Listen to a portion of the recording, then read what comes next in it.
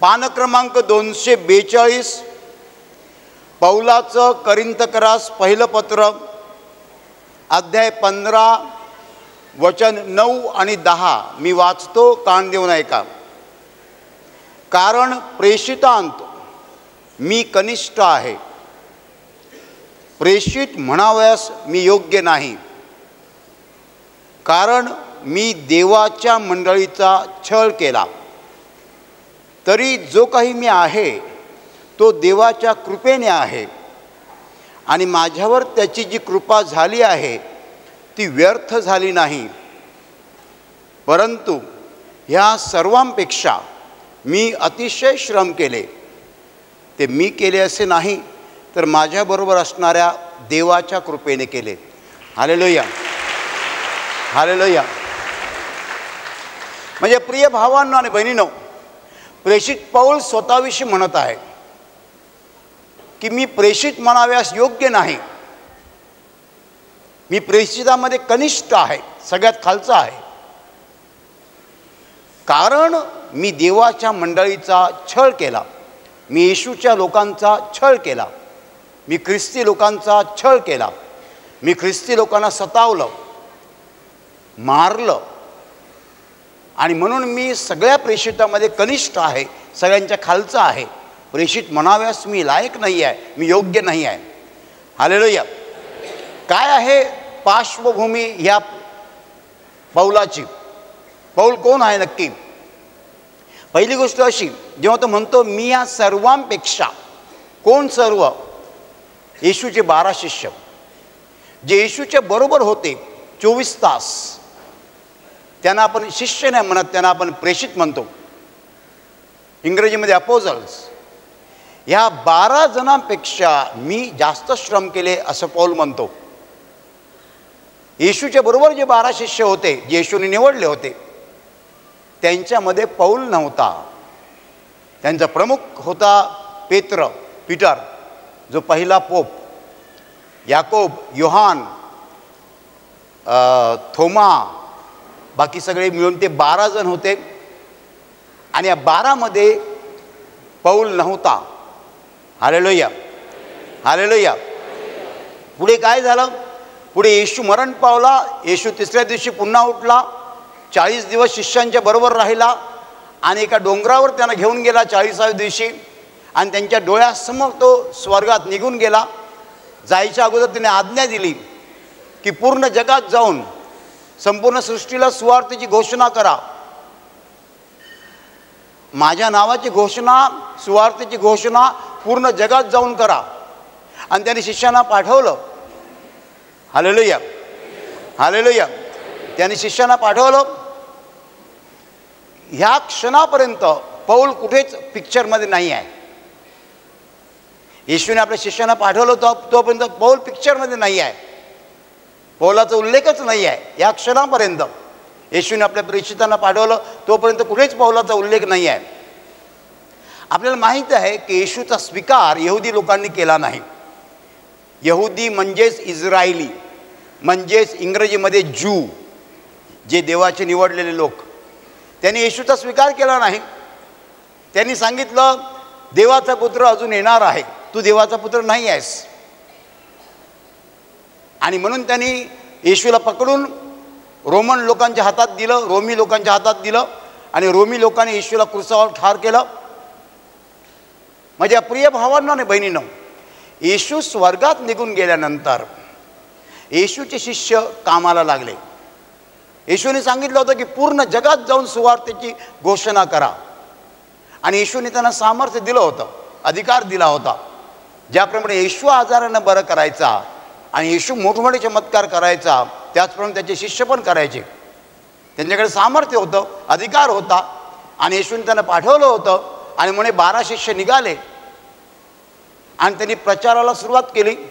पहिल्यांदा त्यांनी प्रचार इस्रायलमध्येच केला. इस्रायल सोडून जायच्या अगोदर ते इस्रायलमध्येच बोलायला लागले. आणि ते जसे बोलायला लागले तसे चमत्कार व्हायला लागले. हालेलुया. पुष्कळ लोक येशूकडे यायला लागले. तेव्हा हे यहुदी पुन्हा उठले. ते म्हणाले येशूला तर आम्ही ठार मारलेलं आहे, पण त्याचे शिष्य काय ऐकत नाही आहेत. जे चमत्कार येशू करायचा ते चमत्कार हेच करतायत. आणि असं झालं तर सगळे यहुदी लोक ख्रिस्ती होतील. म्हणून त्या काळामध्ये यहुद्यामध्ये जे कट्टर लोक होते, कट्टर यहुदी, त्यांनी ख्रिस्ती लोकांचा छळ सुरू केला, येशूच्या शिष्यांचा छळ सुरू केला. ते म्हणतात हा येशू खरा देवाचा पुत्र नाही आहे, खरा देवाचा पुत्र यायचा आहे, आम्ही त्याची वाट बघत आहोत, आणि म्हणून येशूच्या नावाचा तुम्ही प्रचार करू नका. ते ख्रिस्ती लोकांना धरून मारायला लागले, छळ करायला लागले. आणि येशूचं नाव त्यांनी रोखायला सुरुवात केली, थांबवायला सुरुवात केली. माझ्या प्रिय भावांनो आणि बहिणींनो, मी तुम्हाला जगाचा इतिहास सांगत आहे की 2000 वर्षांपूर्वी खुद्द इस्रायल देशामध्ये येशूच्या नावाचा प्रचार जेव्हा सुरू झाला तेव्हाच तो रोखायचा पहिला प्रयत्न झाला. Hallelujah, hallelujah, hallelujah. तुम्हाला कोणी सांगितलं तर येशूच्या नावाला विरोध कधीपासून सुरू झाला? तेव्हाच. येशूच्या शिष्यांनी प्रचाराला सुरुवात केली तेव्हाच यहुदी लोकांनी सांगितलं नाही नाही नाही नाही, हा देवाचा पुत्र नाही, आम्ही याचा प्रचार होऊ देणार नाही. आता 2000 वर्ष होऊन गेली. 2000 वर्षांच्या काळामध्ये जगामध्ये जे आज 250 देश आहेत त्यातील 125 देश आज येशूला प्रभू मानतात. एवढा प्रसार झालेला आहे. आणि जगातले अतिप्रगत देश हे ख्रिस्ती आहेत, अतिप्रगत.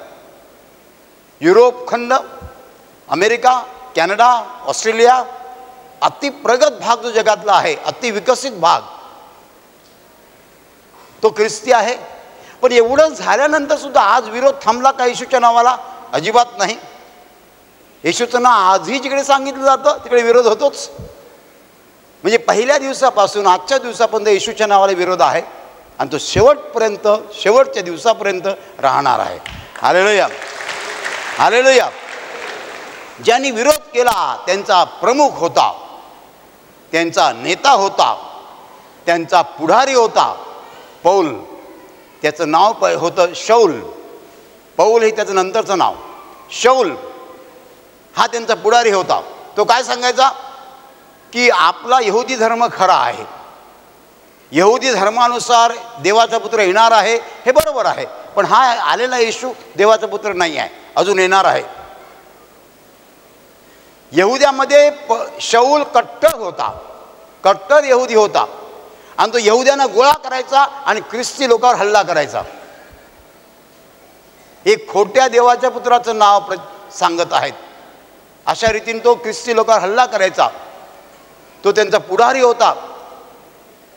आणि असं करता करता त्याने पुष्कळ ख्रिस्ती लोकांना मारलं. आणि एक दिवस तो ख्रिस्ती लोकांचा छळ करण्यासाठी राजाकडनं विशेष परवानगी घेऊन घोड्यावरनं आपल्या साथीदारांसह जात होता. आणि भर दुपारी अचानक आकाशातनं सूर्याच्या प्रकाशापेक्षा अधिक लख्ख प्रकाश त्याच्या डोळ्यावर पडला आणि तो धाडकन घोड्यावरनं खाली पडला. आणि आकाशातून वाणी झाली, शौला शौला तू माझा छळ का करतोस? तेव्हा त्याने उत्तर दिलं, प्रभू तू कोण आहेस? उत्तर, ज्या येशूचा तू छळ करतोयस तोच मी आहे.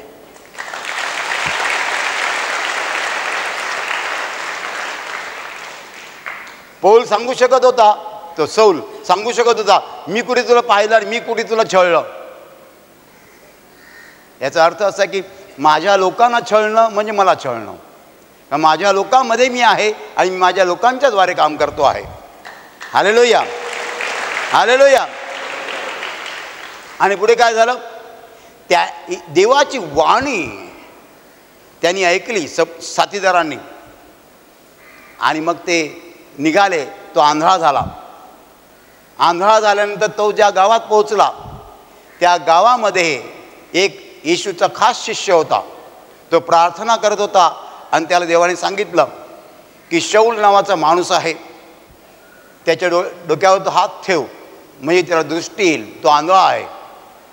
तेवढ्यात तो देवाला म्हणतो, हा माणूस, या माणसाने पुष्कळ ख्रिश्चन लोकांना मारलेला आहे, मी याला घाबरतो. तेव्हा देव म्हणाला, येशू म्हणाला, काही काळजी करू नकोस, आता तो तसा नाही आहे, बदललेला आहे. आणि मग ह्या माणसाने येशूच्या शौलाच्या डोक्यावर हात ठेवले, त्याचे डोळे उघडले आणि मग त्याने लगेच जाऊन मंदिरामध्ये सांगितलं, लगेच, जराही उशीर केला नाही, की मी तोच शौल तार्सकर जो ख्रिस्ती लोकांना छळायचो. मला वाटेत येशूने दर्शन दिलं आणि हाच येशू देवाचा खरोखर पुत्र आहे हे तुम्हाला मी जाहीर करून सांगतो.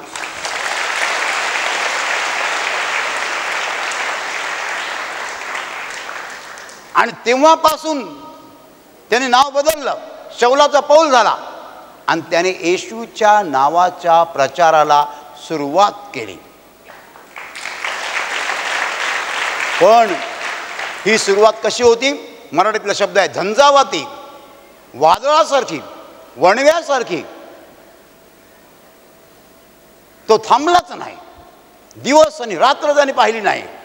24 तास येशूची सेवा केली, अतिशय परिश्रम केले. तो वाळवंटात गेला, जंगलात गेला, नगरात गेला, खेड्यात गेला आणि रात्रंदिवस बोलत राहिला येशूबद्दल.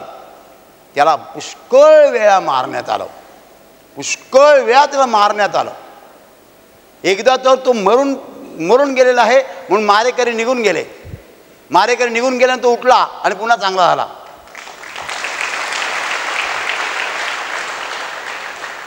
ख्रिस्ती इतिहासामध्ये गेल्या 2000 वर्षामध्ये पौलासारखा शिष्य झाला नाही असं म्हणतात. मी जेवढं पौलाने काम केलेलं आहे तेवढं कुणीच केलेलं नाही आहे. आणि आश्चर्याची गोष्ट म्हणजे तो त्या 12 नव्हता. जे 12 येशूच्या बाजूला बसायचे 24 तास, नेहमी येशूच्या बरोबर असायचे, त्यांच्यापैकी तो नव्हता. तो येशूला देहाने ओळखत नव्हता, आत्म्याने ओळखत होता.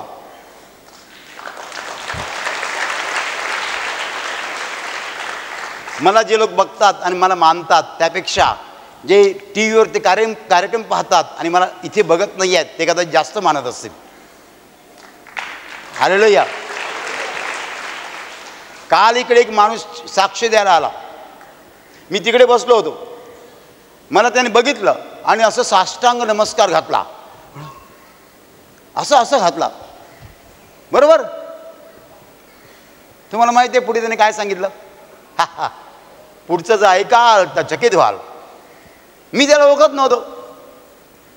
साधारण मध्यम उंची, गोरासा. तो काय बोलला माहिती आहे? ऐका, कान उघडे ठेवून ऐका. तो म्हणाला, मी मूळचा राजस्थानचा, आज या केंद्रात पहिल्यांदा आलो आहे. हे केंद्र मी पहिल्यांदा पाहतो आहे. 15 वर्षे माझा उजवा कान बंद होता, अजिबात ऐकू येत नव्हतं. डॉक्टरांना दाखवलं तर डॉक्टर म्हणतात तुला ह्या कारणाने कधीच ऐकू येणार नाही. 5 वर्षे माझी कंबर दुखत होती आणि 1 वर्ष मला वाटतं चक्कर येण्याचा त्रास की काहीतरी होता त्याला त्रास. 1 वर्ष अजून कोणताही त्रास होता. ते 3 आजार होते. ऐका, कान उघडे ठेवून ऐका. एक दिवस मी चॅनल चेंज करत होतो. अचानक तुमचा कार्यक्रम पाहिला आणि कार्यक्रम मला आवडला. आणि त्या दिवसापासून कार्यक्रमाच्या शेवटी जी प्रार्थना असते ना, त्यात मी भाग घ्यायचो आणि मी कसा हात ठेवायचो ते दाखवतो तुम्हाला. उजवा कान ना बंद आहे ना.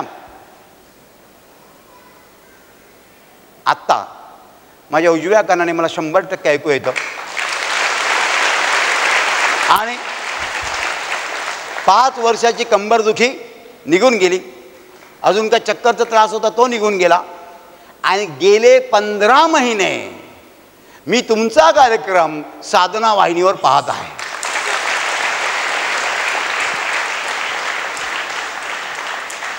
किती महिने? 15 महिने. आणि आज माझं इकडे येणं झालं. फोनवरती माहिती विचारली, कुणाला विचारलं. मी आज पहिल्यांदा पोहोचलो, मी पहिल्यांदा केंद्र पाहतो आहे. मग मला उलगडा झाला की हा माणूस आल्यानंतर माझ्याकडे बघून का त्याने साष्टांग नमस्कार केला, याचा उलगडा मला नंतर झाला. तो मला पहिल्यांदा बघत होता फिजिकली, शरीर रूपाने तो मला पहिल्यांदा बघत होता. पण पडद्यावर मात्र रोज बघतोय. पडद्यावर मला रोज बघतोय. पडद्यावर बघणारा माणूस मला जास्त मानतो समोर बघणाऱ्यापेक्षा.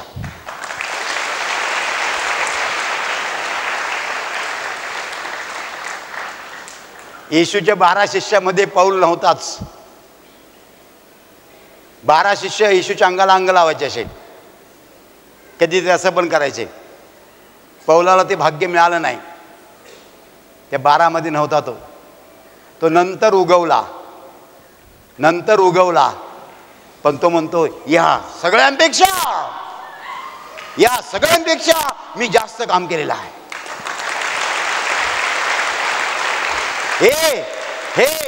हे 8 तास काम करतात आणि 10 तास झोपतात.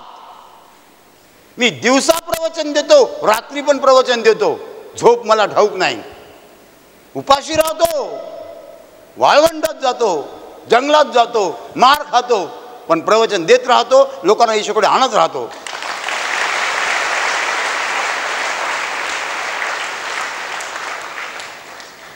कारण काय? कारण देवाची माझ्यावर कृपा झालेली आहे. ती कृपा मी फुकट नाही घालवली. देवाने माझ्यावर दया केलेली आहे. मी नरकाच्या वाटेवर होतो, मी नरकातच जाणार होतो, पण येशूने मला पापांची क्षमा केलेली आहे आणि मला निवडलेलं आहे. मी मेहनत घेणार म्हणजे घेणार आणि म्हणजे घेणार.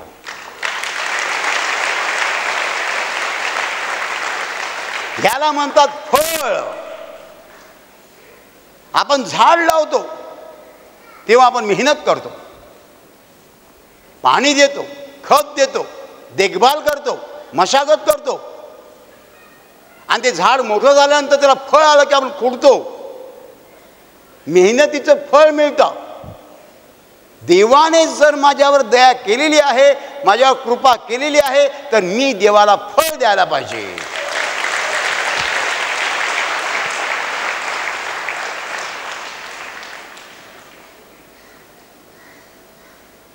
मी देवाला फळ द्यायला पाहिजे.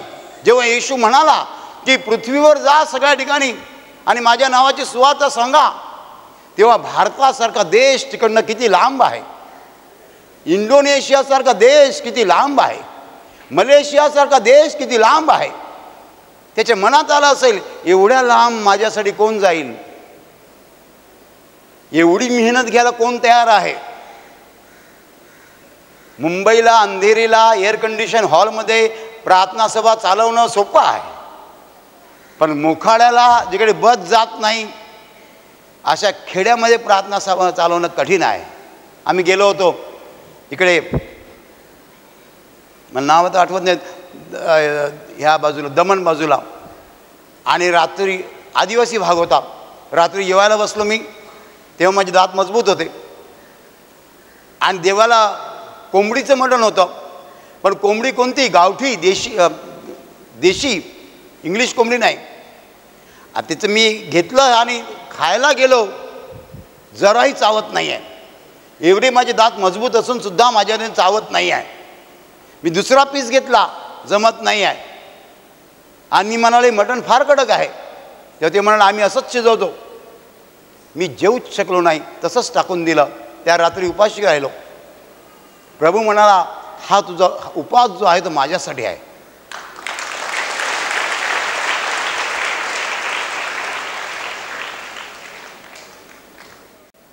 माझ्या प्रिय भावांना आणि बहिणींना, पौल म्हणतो मी या सगळ्यांपेक्षा जास्त मेहनत केली. का केली मेहनत? काय मला समजतं आहे, मला कळतं. काय कळतं? मी नरकाच्या वाटेवर होतो, ते येशूने मला निवडलं आणि माझ्यासाठी स्वर्ग तयार केलेला आहे. त्याने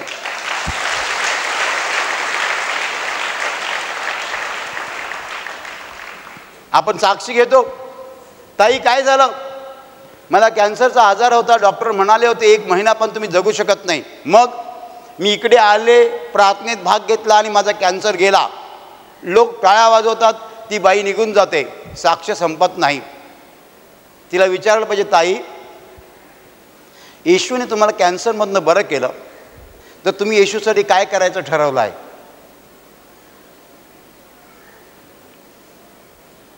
जोपर्यंत ती बाई उत्तर देत नाही तोपर्यंत साक्ष पूर्ण होत नाही.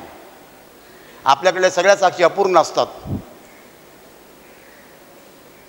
मी कॉलेजमध्ये शिकवत होतो. कॉलेजमध्ये मला नेहमी सुगंधाचा वास यायचा, कारण मी 15वीच्या मुलांना शिकवायचो. TY.B.Com 20 वर्षाचे तरुण यांना मी शिकवायचो. मी M.Com ला शिकवायचो. M.Com ला मी शिकवत होतो. तुम्हाला काय सांगायचं M.Com ला शिकवायचं म्हणजे? मी एकदम फुलांच्या राज्यात होतो. जेव्हा येशू मला मिळाला तेव्हा त्या नोकरीवर लाथ मारली. जो मला स्वर्गात घेत आहे त्याच्यासाठी जर मी जीवन दिलं नाही तर जीवनाला अर्थ काय?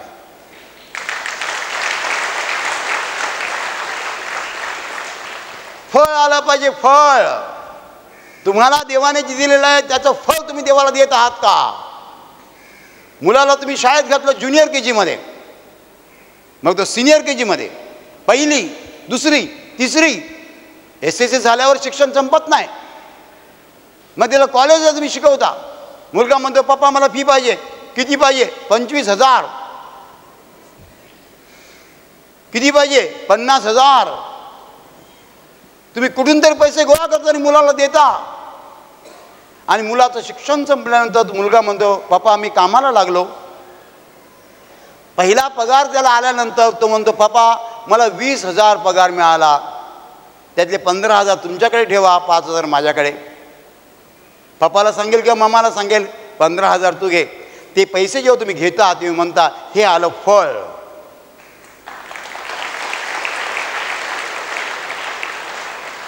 किती वर्षाची मेहनत? 20 वर्षांची. तो लहान होता तेव्हा पण तुम्ही मेहनत केली, पण शाळेतली मेहनत सांगतोय मी. शाळा कॉलेजमध्ये तुम्ही त्याच्यासाठी मेहनत केली. आईने डबा बनवून दिला, आईने त्याचे कपडे धुतले, कपडे इस्त्री केले, बुटं चपला नीट केल्या. किती वर्षे? 20 वर्षे. एवढी मेहनत केल्यानंतर त्या झाडाला फळ येतं आणि पहिला पगार तुमच्या हातात येतो, त्याला म्हणतात फळ.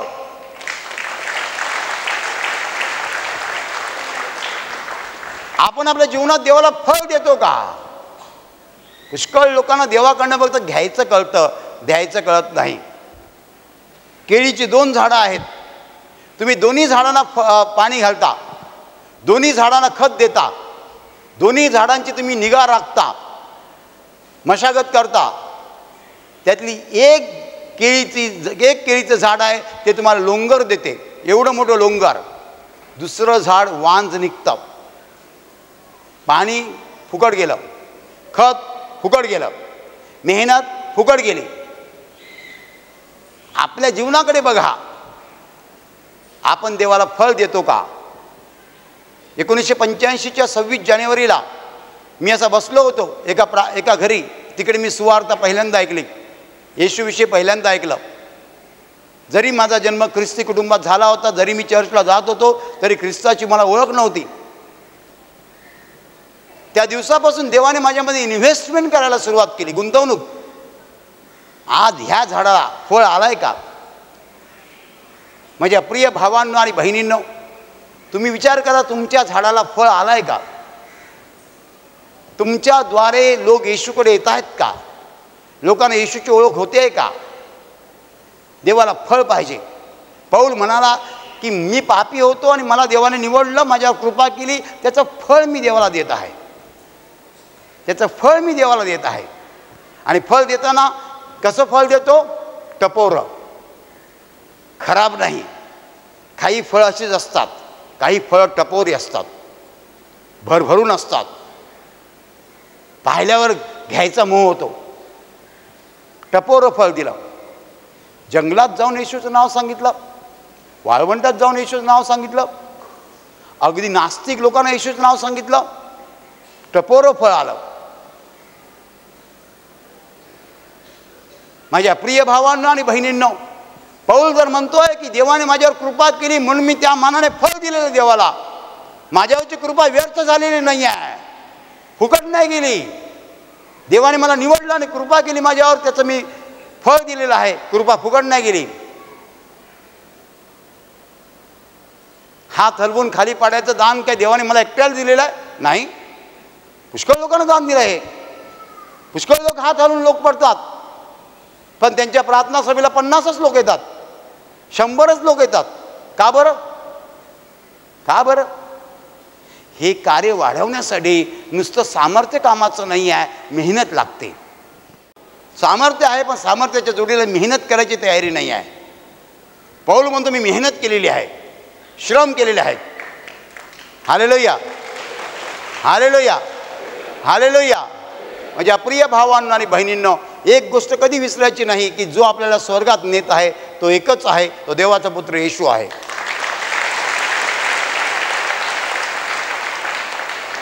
त्याच्यासाठी आपण काय करणार? या ठिकाणी एखादा बंधू असेल, त्याने केंद्राला 10,000 रुपयाचं दान दिलं असेल गेल्या रविवारी किंवा शनिवारी. जेव्हा मी साधनाची साक्ष सांगितली, त्या माणसाची कालची साक्ष, त्याने मनात जरूर म्हणावं या साक्षीमध्ये माझे 10,000 रुपये आहेत. Hallelujah, hallelujah, hallelujah. कारण त्याने 10,000 दिले नसते ते आम्ही गोळा करून चॅनलला कुठले पैसे दिले असते? फळ, आपण फळ देतो का? मी नोकरी करत होतो तेव्हा मला 7,000 पगार होता. म्हणजे होता 7,500, माझ्या हातात यायचा 7,000. त्यातला 5,000 मी देवाला द्यायचो. ख्रिस्त प्रकाश मासिक फुकट होतं. त्याचे 5,000 अंक काढायचो, 5,000 रुपये खर्च. माझ्या पगारातनं 5,000 गेले ख्रिस्त प्रकाशला, 2,000 उरले. 2,000तनं 1,500 आईकडे द्यायचो. कशाला? किराणा. उरले किती? 500. 500तले 300 रुपये माझ्या स्कूटरला पेट्रोल. स्कूटर म्हणजे मोपेड, ती MAT, ती ना धड स्कूटर ना मोटरसायकल, MAT. 300 रुपये पेट्रोलला. उरले किती? 200 रुपये. 200 रुपये मला महिनाभर संपत नव्हते.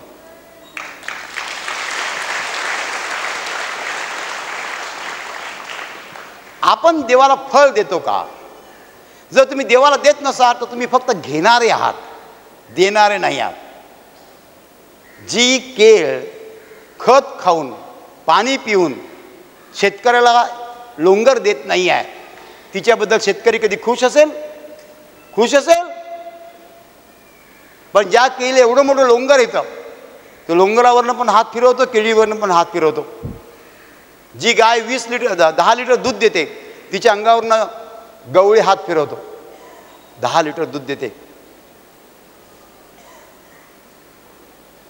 पण जी केळ वांज आहे तिच्याकडे बघायला पण मन होत नाही.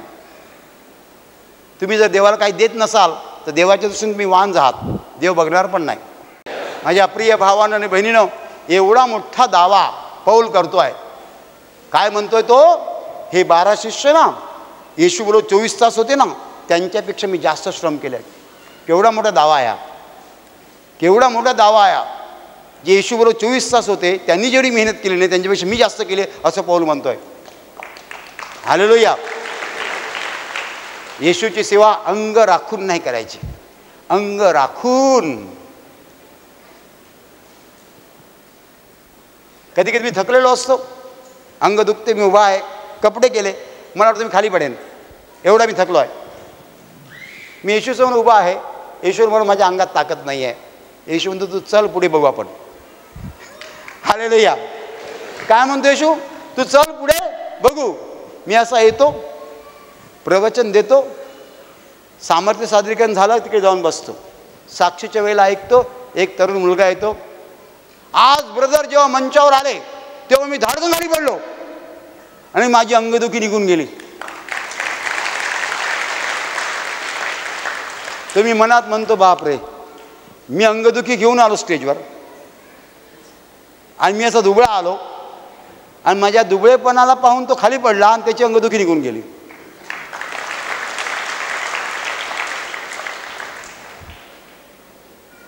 दिस is the way God works. अशा रीतीने देव काम करतो. तुमचं अंग दुखत असेल तो म्हणजे हरकत नाही, तुझ्याकडे बघून 1000 लोकांची अंगदुखी निघून जाईल. Hallelujah, hallelujah, hallelujah, hallelujah, hallelujah, hallelujah. आणि आता मी तुमच्यासाठी प्रार्थना करत आहे. तुमचे डोळे मिठा आणि तुमच्या शरीराच्या ज्या भागाला आजार आहे त्या भागावर हात ठेवा. विश्वासाने हात ठेवा. प्रभू येशू स्वतः तुम्हाला स्पर्श करेल आणि एका क्षणात तुमचा आजार नाहीसा करेल. तुमच्या शरीरातील प्रत्येक आजार प्रभू येशूच्या पवित्र नावात नष्ट हो. तुमच्या जीवनातील प्रत्येक दुःख प्रभू येशूच्या पवित्र नावात नष्ट हो. आणि तुमच्यावर आणि तुमच्या कुटुंबावर प्रभू येशूचे महान आशीर्वाद होत.